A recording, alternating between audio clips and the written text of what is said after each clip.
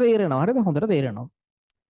මේ හොඳට තේරෙනවා කිව්වහම මේ එක දෙයක් අර වචනයක් ගන්න හිතන්න ඕනි කියන එක ගැන මම මේ නිකන් කල්පනා කරගෙන ඉන්නකොට අද අර ස්ටාෆ් රූම් එකේ ඉන්නකොට අද දැන් මම අර හවස 27 පන්ති ඉවරලා ස්ටාෆ් රූම් එකේ ඉන්නකොට මේ ස්ටාෆ් රූම් එකේ සාමාන්‍යයෙන් තව ගුරුවරු ඉන්නවනේ. ඉතින් අපිට බයෝ කරන චමුපතිස එයාත් ස්ටාෆ් රූම් එකේ හිටියා. ඒ ඉන්න ගමන් සින්දුවක් සමහරලාට සින්දුවක් එහෙම දාලා දිනවා. ඒක සින්දුවක් ප්ලේ වුණා මේ වෙන්න මෙහෙම හරිද? ප්ලේ කරා කවුරු හරි මෙහෙම එකක් හරිද? ඒ සින්දුව මන්නේ ලිරික්ස් පෙන්වන්න මේ වචනයක් ගන්න හිතන්න කියන හින්දා මම මේ කියන්නේ ලිරික්ස් නිකන් හිතන්නකෝ මේක නිකන් මේකේ පළවෙනි වචන ටික පොඩ්ඩක් හිතන්නකෝ. ඒතර වචනයක් ගන්න හිතන්න ඔළුව හැදෙනවා ඒකේ. මට කියන්න මේකේ අවුල් ටිකක්. මේ සින්දුවේ පළවෙනි වර්ස් එකේ තියෙන අවුල් ටිකක් කියන්න හරිද? අවුල් ටිකක් කියන්නේ නැහැ. මොකද්ද ඔයාලට මේ ගැන හිතෙන්නේ? කොන් කතා නෙමෙයි හරි ස්පෙලිං අපනවාද අර උක්තාක්‍යත ඒවත් නෙමෙයි. මේ නෑ මොකද්ද ඔයාලට හිතෙන්නේ මේක ගැන? පළවෙනි වාක්‍ය තුන ගැන විතරයි මම අහන්නේ.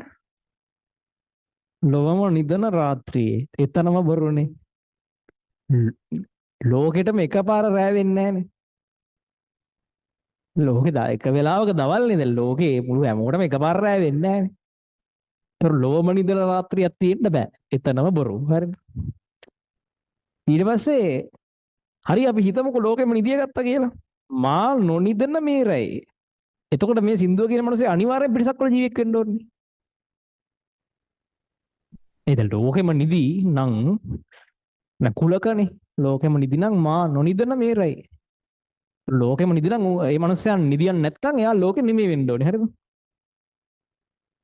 ඊට පස්සේ සිහින ගෙනාවේ එතන පවුල් දෙකක් මන් දකිනවා එකක් තමයි දැන් නිදි නැත්තම් සිහින කියන එකේ පොඩි අවුලක් තියෙනවා දැන් නිදි නැත්තම් මේකට මේක ගැලපෙන්න මේකට මේක ගැලපෙන්න හරිද සිහින ගෙනාවේ ඊට පස්සේ තව ප්‍රශ්නයක් තියෙනවා මෙතන මේක ප්‍රසන්ට් ටෙන්ස් මේක පාස්ට් ටෙන්ස්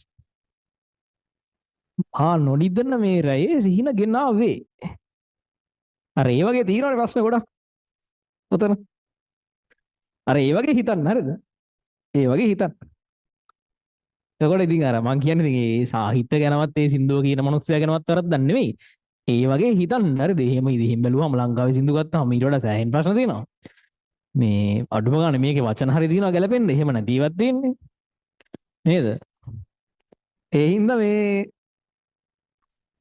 හොඳට හිතන්න අද කියන හැම එකක් ගැනම හොඳට හිතන්න ප්‍රශ්නයක් නැහැ ඒකේ සින්දුවේ මට හිතිච්ච දේ මං කිව්වේ හරිද විචාරය